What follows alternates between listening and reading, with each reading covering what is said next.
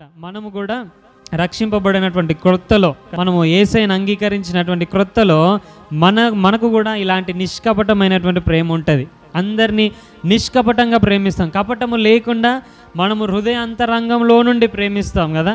కానీ రాను రాను రాను రాను ఏమైపోతుంది అని అంటే, నటన అనేది మన జీవితంలో ఎంటర్ అయిపోతుంది కదా. మనసులో ఒక భావన ఉంటుంది, పైకి మాత్రం వందనాలన్నా వందనాలక్క అని అంటూ ఉంటాం కదా. మొదటనేమో మంచి ప్రేమ ఉంటుంది, మొదటనేమో నిష్కపటమైనటువంటి ప్రేమ చేత ప్రేమిస్తూ ఉంటాం, ఎప్పుడు రక్షింపబడినటువంటి క్రొత్తలో. కానీ క్రైస్తవ్యంలో సీనియారిటీ పెరిగిన కొద్దీ, క్రీస్తులో సీనియారిటీ పెరిగిన కొద్దీ కదా, మనము దేవునిలో మనము ఇంకా మనము వయస్సు పెరుగుతున్న కొలది మనలో ఏమవుతుందనంటే, ఈ నిష్కపటమైనటువంటి ప్రేమ తొలగిపోయి నటన అనేటటువంటిది ఎంటర్ అయిపోయి, హృదయంలోనేమో అంతా ఒకలాంటి ద్వేషము, పగ, కోపము, కుట్ర అంతా నింపుకొని పెట్టుకుంటాము. పైకి చూడటానికి అన్నా వందనాలన్నా, అక్క వందనాలక్క కదా.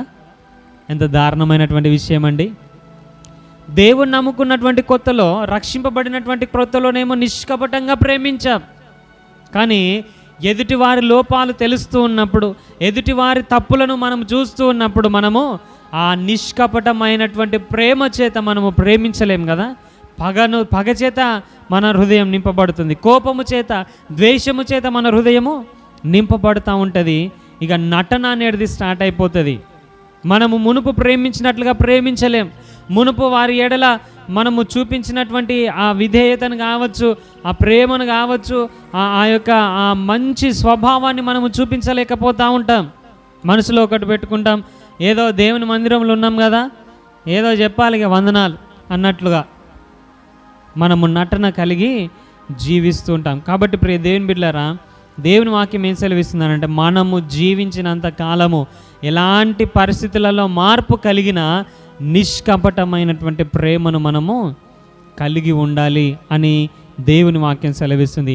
ఎలాంటి పరిస్థితులైనా కానివ్వండి, ఎస్ మునుపున్నలాగా ఎదుటి వ్యక్తి నీ ఎడల ప్రవర్తించటం లేదు కావచ్చు, మునుపు ప్రేమించినట్లుగా ఎదుటి వ్యక్తి నిన్ను ప్రేమించట్లేదు కావచ్చు, మునుపు మాట్లాడినట్లుగా ఎదుటి వ్యక్తి నీతో సరిగ్గా మాట్లాడటం లేదు కావచ్చు. అయినప్పటికీ కూడా నువ్వు ఒక క్రీస్తును నమ్మినటువంటి బిడ్డగా, దేవునికి విధేయుడిగా, నీవు వయసులో పెరుగుతున్న కొలది, అంటే ఆత్మీయకంగా వయసులో ఎదుగుతున్న కొలది నీవు ఏం కలిగి ఉండాలనంటే, క్రీస్తు స్వారూప్యము నీలో పరిపక్వంగా రావాలి. అంటే నీవు నిష్కపటంగా ఎదుటి వారిని ప్రేమించేవాడిగా ఉండాలి. మొట్టమొదటిగా ఏ విధంగా నిష్కపటంగా ప్రేమించినావో, తప్పులు తెలియకముందు, తప్పులు తెలిసిన తర్వాత కూడా నువ్వు నిష్కపటంగా ప్రేమించాలి.